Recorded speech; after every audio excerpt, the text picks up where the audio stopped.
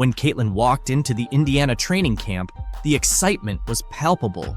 Everyone turned to look at her, filled with curiosity and hope. People started comparing her to the legendary Larry Bird, highlighting the high expectations and excitement surrounding Caitlin's game. Back in 1979, Larry Bird joined the Boston Celtics right after his college days at Indiana State. Before he arrived, the Celtics had just endured their worst season ever, finishing with a 23-59 record.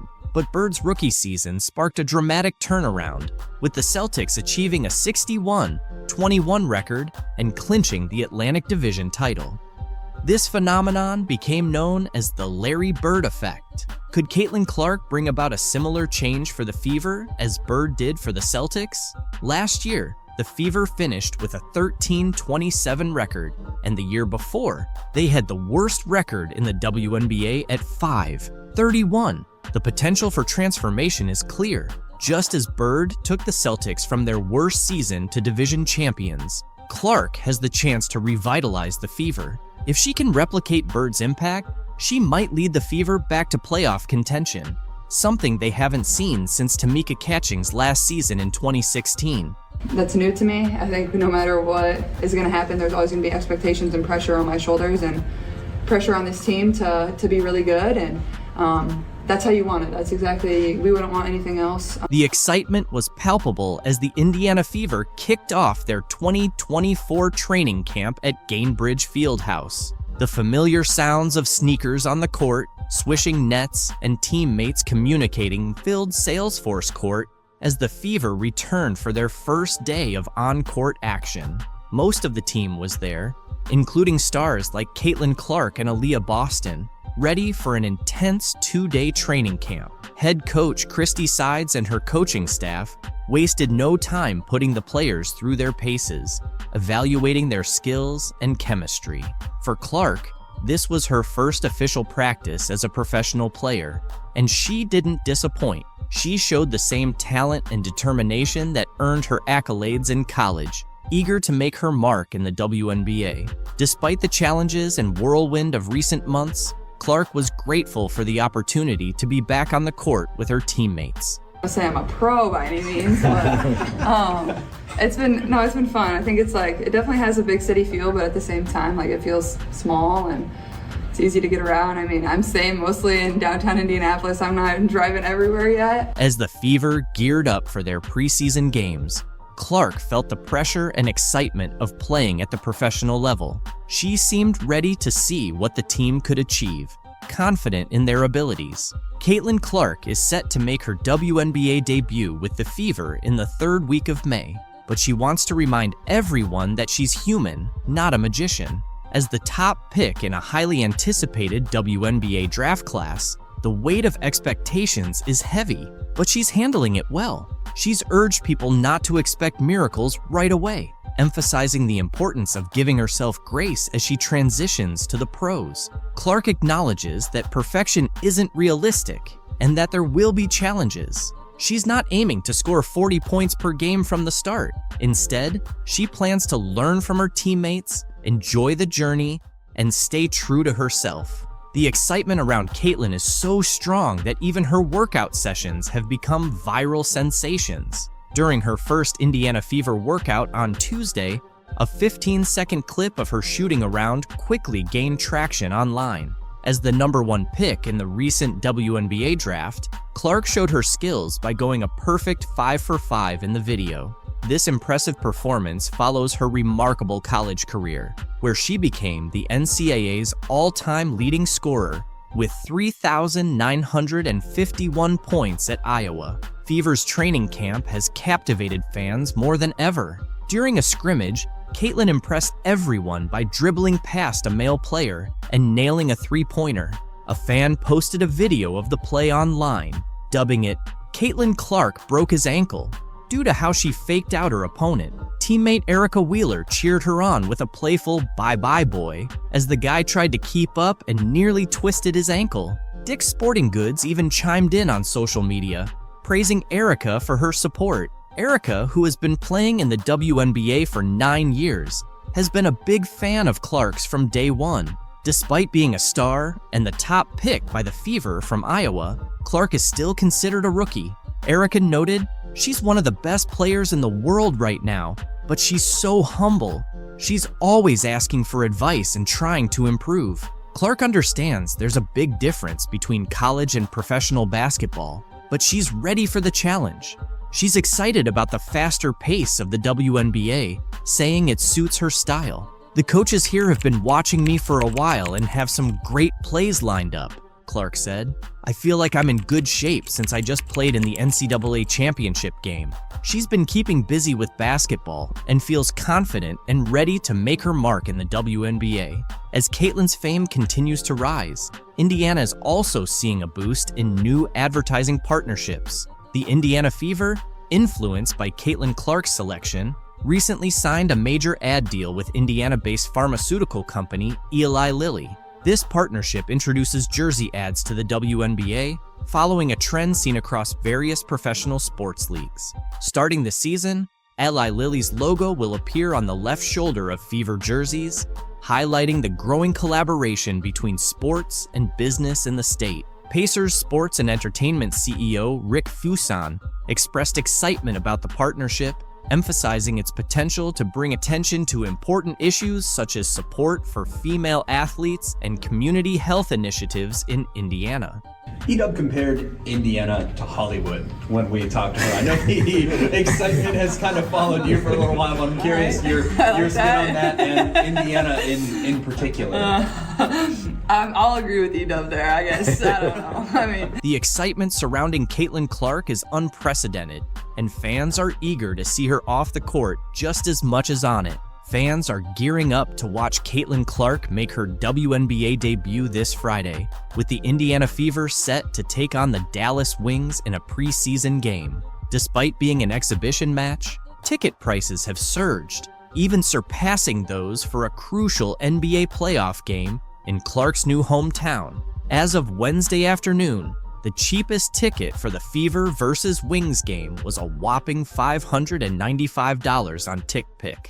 Located in Section 209, Row MM at the College Park Center in Arlington, Texas, including all fees. These prices are comparable to many regular season NBA tickets, and notably higher than the entry price for Thursday night's Pacers-Bucks NBA playoff game at Gainbridge Fieldhouse in Indianapolis, which stood at $36 for the cheapest ticket on TickPick. The high ticket prices for the Fever Wings game can be attributed to the limited seating capacity at the College Park Center, which can only accommodate around 7,000 spectators. This situation has prompted several WNBA teams to upgrade their arena arrangements in anticipation of matches against the Indiana Fever. The Fever, in turn, hosted all their games that season at Gainbridge Fieldhouse after previously playing at the smaller Indiana Farmers Coliseum. Other WNBA teams, like the Las Vegas Aces and Washington Mystics, also shifted their home games against the Fever to larger NBA-sized arenas to meet the demand from fans. The WNBA's Dallas Wings experienced a historic moment as they sold out season tickets for the first time in the franchise's history just before their preseason opener against the Indiana Fever on May 3rd. The anticipation surrounding Caitlin Clark's debut with the Fever fueled a surge in ticket demand, driving up sales for the Dallas team. Individual ticket prices for Clark's preseason debut ranged from $210 to $350, with some exceeding $1,000 in certain sections, according to UTA Tickets. The Wings also saw a significant increase in overall ticket sales revenue, with a staggering 220% rise, including an impressive 1,200% surge in individual ticket sales revenue. Not a flagrant foul penalty one, which it probably should have been upon review, at least by our account. This, you could have gotten Reese for a personal, but can also see that being a no call. Fans are really upset that nobody from Caitlin Clark's team is there to back her up as she faces tough times on the court. It's unfair for Caitlin and pretty sad from Angel Reese's perspective. While many NBA and WNBA veterans have shown their support for Clark, Angel McCoughtry took it to the next level. She's offered herself to the Indiana Fever, ready to come in and defend Clark. Caitlin, she's a great player. I'm a fan of her. I think are girls jealous? I don't know. She got $28 million from Nike. She's getting a $28 million deal from Nike, which is huge considering that half of the WNBA players won't even make $1 million in their entire careers. A retired 5-time WNBA All-Star has stepped up, offering to be Caitlin Clark's bodyguard as she keeps getting targeted by other players. Angel McCoughtry, now 37, weighed in on the recent buzz surrounding Caitlin Clark after Chennedy Carter's cheap shot on Saturday. Clark's fans are hoping for someone to step in and protect the Indiana Fever star since her current teammates aren't doing much. Speaking with TMZ Sports, McCoughtry said she's willing to come out of retirement to be Clark's bodyguard if the Fever needs one. She's got more than just a tough attitude on the court. The 2-time WNBA scoring champion, drafted first overall in 2009, sounds ready for a fight. Lead. McCoughtry skying in, able to finish in the foul. Take care of your players, all of y'all, McCoughtry said. Take care of your players. All of y'all. I mean, I don't care who it is. McCoughtry said it boldly, showing her willingness to join the Indiana Fever to defend and support Caitlin Clark. Former NBA players and others in the basketball community have raised concerns about protecting Clark as some WNBA players try to gain a physical and psychological edge over her. Fellow WNBA players seem to think they can make a name for themselves by targeting Caitlin Clark. Meanwhile, Fever teammates have passively watched as Clark gets pushed around on the court. During Saturday's win over the Chicago Sky, Fever players stood by as Chennedy Carter unnecessarily hip-checked Clark on an inbound pass. Since that dirty play, no Fever teammates have stepped up to defend Clark or voice their support. McCoughtry added, "I don't care who it is. If somebody's dragging your player down by the neck, I'm in your face. What the hell are you doing? Hey, we could go have lunch later, but right now, we're competing. Don't grab my player like that." I'm gonna step up for you. Somebody get my teammate face. Here I am. Why is that happening, Angel? After receiving a lot of criticism from fans and veterans like McCoughtry, Indiana Fever players have shown their intent to fiercely defend rookie sensation Caitlin Clark. They've been facing a whirlwind of opinions accusing them of not safeguarding their star player. The #1 pick in the recent WNBA draft has endured a lot of physical play, sparking debates over her teammates' protective efforts. Kelsey Mitchell, one of the team's leaders, addressed these criticisms head-on after a recent practice, stating, "At the end of the day, not only is she human, but she's a 22-year-old kid. There are certain things she's going to experience over time," Mitchell said. She deserves to give herself some grace, and I think a lot of people around this world should too. And I think that at the end of the day, not only is she human, she's a 22-year-old kid. It's our job as a team to make sure she's covered from a standpoint of feeling mentally and physically safe. Obviously, we want her to feel at home all the time, stressed Mitchell. She's going to transition. There's going to be things that she's just going to experience that comes with time. And I think that the world should give her some grace. I really do. And I think that's our job as a team to make sure that she's covered from a standpoint of feeling mentally and physically safe, obviously. But psychologically, we want her to, at the end of the day, she got to go home and sleep. So that's our deal. We want her to feel at home all the time. The backlash intensified after a controversial incident involving Chicago Sky's Chennedy Carter during a heated game. Carter shoved Clark to the ground, and the Fever players were criticized for their slow response and lack of confrontation towards Carter's antics. Angel Reese and other Sky members even applauded the cheap shot, highlighting the contrasting reactions between the two teams. This behavior has alarmed many, including politicians. Indiana Representative Jim Banks is demanding answers from the WNBA to ensure Clark is protected from such incidents. Banks sent a letter to Kathy Engelbert, the WNBA commissioner, seeking details on the league's plans to safeguard Clark. In his letter, Banks praised the increased fan interest in women's basketball that Clark has generated before referencing Carter's seemingly unprovoked foul. He also mentioned that the foul was visibly cheered on by Carter's teammate Angel Reese. While acknowledging the state's familiarity with tough basketball, Banks described the incident as a cheap shot that could have resulted in an injury and should not be tolerated. He criticized the lack of punishment for Carter beyond a retroactive upgrade to a flagrant foul and some unrelated fines for missing media appearances. To Banks, this indicates that the WNBA isn't holding hostile players accountable or enforcing their own rules of sportsmanship. Banks posed several questions to the commissioner, including what steps the WNBA is taking to curb excessive physical targeting of specific players, whether individual organizations will be held responsible for allowing players with histories of violence to target their competitors, and if repeatedly diminishing fellow players' talents benefits the league's overall success. He also asked if it is inspiring to young female athletes to see players like Caitlin Clark physically targeted for their success. There's no question that many WNBA players have struggled to hide their resentment towards Clark for the attention and money she generates through endorsement deals. The WNBA's only hope of achieving lasting relevance in the broader sports landscape is by creating and sustaining stars. Clark is essentially the first star of this magnitude the league has had in years, if not ever. It is not in the league's best interest to allow other players to target her, especially if that targeting leads to injury. Banks' questions are crucial, and the WNBA's answers may be even more so. What an incredible talent she is, 2 Final Fours, leading scorer, history of college basketball.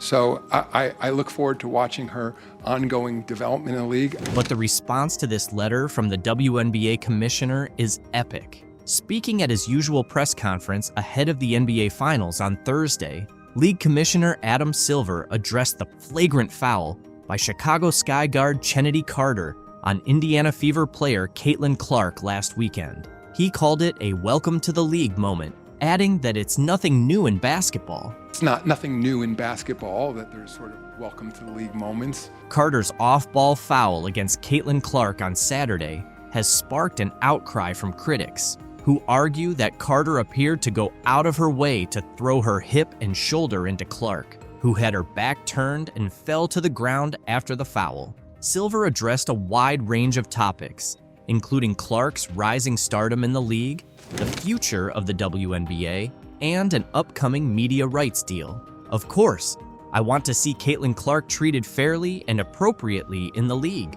Silver told reporters. I would say it seems like she can take care of herself. She's a tough player. Of course, I want to see Caitlin treated fairly and appropriately in the league. I would say it seems like she can take care of herself. She's a tough player.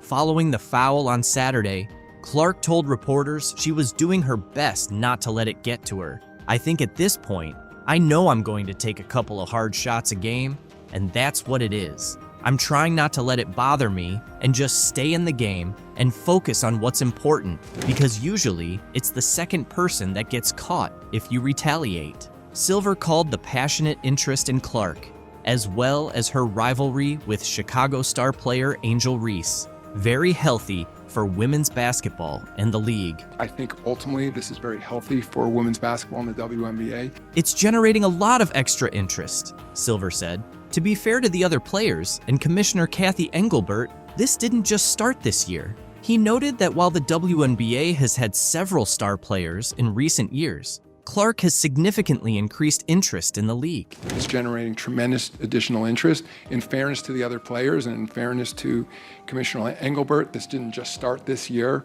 Certainly, we're seeing an acceleration of it with Caitlin, but many individual stars who came in this league in the last several years, and then again, I've been with the league for a long time, so I was there the early days with Val Ackerman, and of course David Stern when we developed the WNBA. If you look back at our original business plan from 28 years ago, we didn't anticipate it would take this long to achieve the level of popularity we're seeing now, Silver said. Ultimately, I don't want to make too big of a deal about one player or one call. However, the growing rivalries in professional basketball, both between teams and individual players, can be beneficial for the sport, he continued. If you went back and looked at our original business plan from 28 years ago, we didn't think it would be such a long timeline to kind of break into the sort of popularity we're seeing now. So ultimately, you know, I don't want to make too big an issue about one particular player, one particular call, but I think the burgeoning rivalries in professional basketball, you see rivalries obviously among clubs, but also among individual players too. And I think that can be ultimately good for the sport. Earlier this week, ESPN host Pat McAfee apologized for referring to Clark as a white bee. I utilized the words white bee to describe Caitlin Clark as being the superstar. Those were not my intentions, but that's how you took it. That's on me. I do apologize. During a segment discussing whether race has influenced the WNBA rookie's rapid rise, Silver said he accepted McAfee's apology and considered it a misstep. Regardless of the commissioner's views, Caitlin's growing fan base and her exciting yet kind style of play are what's truly genuine. And here is the women's basketball world choosing to reject the attention that is finally coming their way by rejecting Caitlin Clark. The WNBA has really missed out by passing on Caitlin Clark. She's not just any rookie, she's the most exciting thing to happen to the WNBA, NCAA, and women's basketball in general. But here's an intriguing twist. She got left out of the Team USA women's basketball roster. Talk about a major surprise for 2024. Look, let's be honest, most people didn't even know they had women's basketball in the Summer Olympics. Now you have a chance to do this, and you don't take it, so here.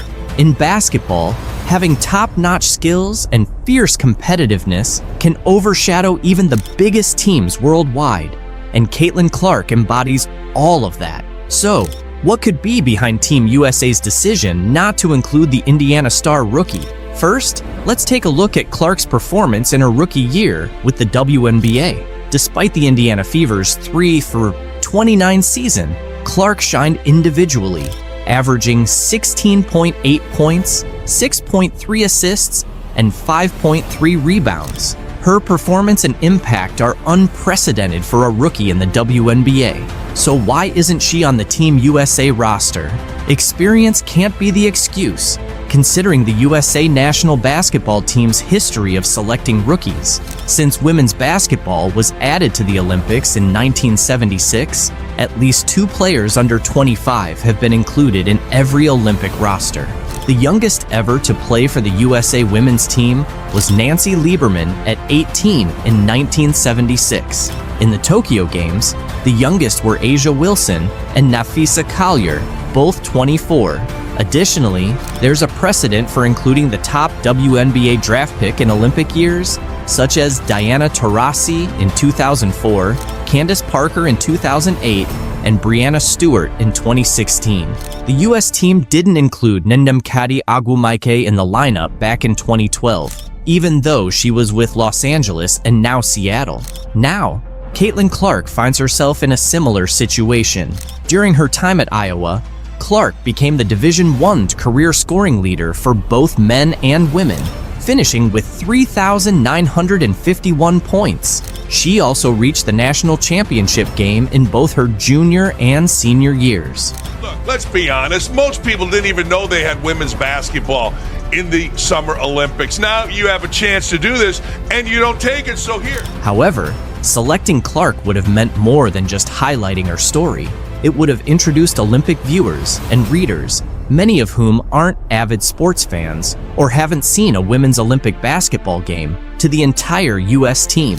If you hadn't seen Breanna Stewart in her previous Olympic appearances, you would have tuned in this summer because of Clark's star power. The same goes for Brittany Griner. If she's healthy, she won't be there, and thus, many fans won't follow, as they usually don't. Imagine the global interest Clark could have generated, with reporters and fans from around the world watching her make stunning plays and signing autographs. Little girls in Europe and Africa might have been just as captivated as those in the USA. It all comes down to USA Basketball, whose mission is to promote, grow, and elevate the game at all levels. Missing out on representing your country in the Olympics is undoubtedly disheartening, and Caitlin Clark likely felt that way when she learned she hadn't made the 12-player roster for the Paris Games. On Sunday, Caitlin Clark and Fever coach Christy Sides addressed the news for the first time since it was announced that the top overall pick didn't make Team USA's final roster for the 2024 Olympics in Paris next month. Clark maintained her usual calm demeanor when reacting to the news, but Sides revealed her star's immediate response. Clark got the call while on the bus and texted Sides to share the news. Sides tried to keep her spirits up, and Clark's reaction was, "Hey coach, they woke a monster," which Sides found impressive. Clark noted that the team's mix of talent and experience, none of the players being younger than 26, was a key factor in her not making the roster. Despite this, Clark expressed enthusiasm for the players who did make the team. She said, "I'm excited for the girls on the team. I know it's the most competitive team in the world, and it could have gone either way, with me being on the team or not. I'll be rooting for them to win gold. Watching the Olympics has always been a dream for me, and this just adds motivation. Hopefully, in 4 years, I can be there." Clark was invited to the most recent training camp in April, which would have been her first chance to work with the senior national team, but she couldn't attend due to the Final Four. Nonetheless, she gave herself a strong chance with a standout rookie season. However, she has faced challenges with the physicality of the game and leads the league in turnovers, averaging 5.6 per game.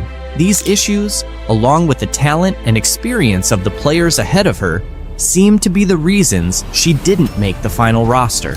According to Christine Brennan of USA Today, Team USA veterans were concerned about how Clark's large fan base might react if she were chosen, but received limited playing time. Clark didn't go into details about the decision, but mentioned that USA Basketball called her to deliver the news before it was publicly leaked on social media. On the bright side, Clark will finally get a break when the WNBA takes a pause for the Olympics. She's been playing almost non-stop since her senior season at Iowa started in October. Once the Fever finish their pre-Olympic schedule on July 17th, they won't play again until August 16th. "I'm really looking forward to a break," Clark said. "I've loved every second of competing, but it will be great to rest, get healthy, and take a bit of time away from basketball. It'll be nice to find some peace and quiet for myself." There's a slight chance Clark could still join the team as an injury replacement. Notably, Chelsea Gray, who was selected, hasn't played in 8 months due to a foot injury, and it's unclear when she'll return. As one of the top playmakers, Clark could be next in line if Gray isn't back in time. However, Clark is focusing on the Fever and their effort to climb out of the 11th seed. "If USA Basketball needs something, I have a good relationship with them. But the 12 players they've selected are really great," Clark said. "I think they're in good hands. Cheryl Reeve is a great coach, and the selection committee did a really good job." Some media personalities suggest that not making Team USA could turn out to be a blessing in disguise for Clark. Jamel Hill, formerly of ESPN, suggested that not competing for the gold medal might actually be beneficial for Clark. In just a few weeks, Clark transitioned from college basketball to becoming a professional and dealing with a demanding schedule. A multi-week break could be just what she needs, Hill mentioned in an X post. Clark had almost no offseason. Her college career ended on April 7th after a long 6-month season, and just a week later, she was the first overall pick in the WNBA draft by the Indiana Fever. She started practicing almost immediately, with the Fever's preseason beginning 11 days before the WNBA season kicked off on May 14th. The WNBA season will take a nearly month-long break for the Olympics. Today, anytime the head is hit, they usually call it, and she gets her really hard there. Any contact above the shoulders. Angel Reese hit Caitlin Clark right on the head and ended up getting benched for it. To be honest, this situation isn't as glamorous or joyful for Clark as it might seem. The physical demands and the pressure of expectations, both on and off the court, have been tough. Adding to that, the stress from social media and various conspiracies has made things even harder. Clark talked about how challenging it all has been. Younger than that at times, and I'm trying to navigate moving to a new city by myself. I'm trying to navigate, playing in a new league on top of everything else that has come with it. And in the midst of all the chaos, Caitlin Clark is trying to stay calm. It's definitely not easy or delightful. The world keeps pulling her into the whirlwind. Over just a few years in the spotlight, Clark's story has evolved from a fun narrative about a record-breaking college basketball scorer who brought new attention to women's basketball, to discussions about race, sexuality, fame, money, and opportunity. Then, it shifted back to concerns about her turnover numbers early in her first WNBA season. Clark highlighted the importance of focusing on mental health and emphasized that seeking help is crucial. "I can achieve everything in my life," she said. "I'm not afraid to ask for help and to tell people, you know, today is just not my day, and that's okay. Not every day has to be perfect." I think it's something that a lot of people in our country struggle with, especially young individuals. And, I think the biggest thing is don't be afraid to ask for help. The concern isn't just about Clark herself. Tennis star Serena Williams recently praised Caitlin Clark for handling early success well despite social media negativity. Speaking to the New York Post at the Tribeca Festival about her docuseries In the Arena, Serena was asked about Caitlin. Serena responded, "I just love that she tries to stay grounded." She mentioned that Caitlin avoids looking at her social media. Sharing some advice with Caitlin, Serena said, "If people are negative, it's because they can't do what you do, basically, and hopefully she'll continue to do what she's doing." Relating to Clark's tough early career days, Serena Williams shared her own experiences with similar negativity as a young tennis star. "I was bullied," Serena said. "Things I went through would get people canceled now." Earlier this year, Serena expressed interest in owning a WNBA team while talking to CNN. "I would definitely be super interested with the right market," she reiterated. "We just need the right catalyst and people. And I think that's happening over the past 2 years. Women's sports are finally having their moment."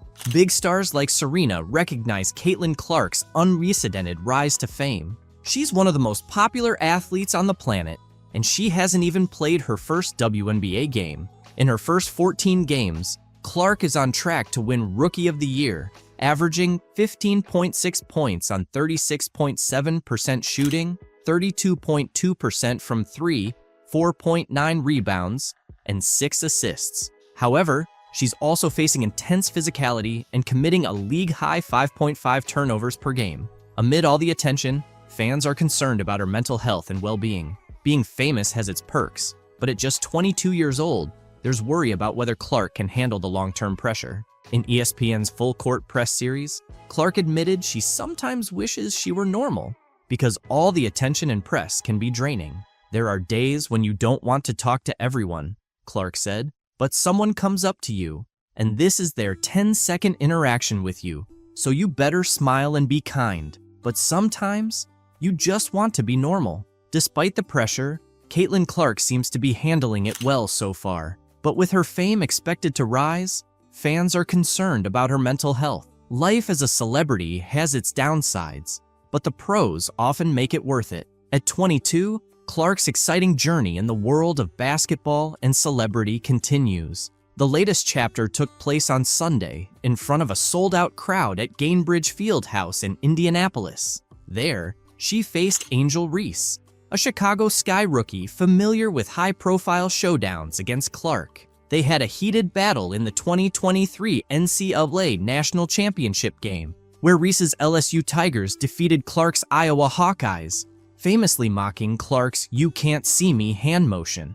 Clark and Iowa got their revenge when they knocked out Reese and LSU in this year's Elite Eight in April. Attendance and merchandise sales spiked, and everyone assumed the latest Clark-Reese game would set viewership records. "I think it's the emotion and passion we play with," Clark said. "That's something that wasn't always appreciated about women's sports.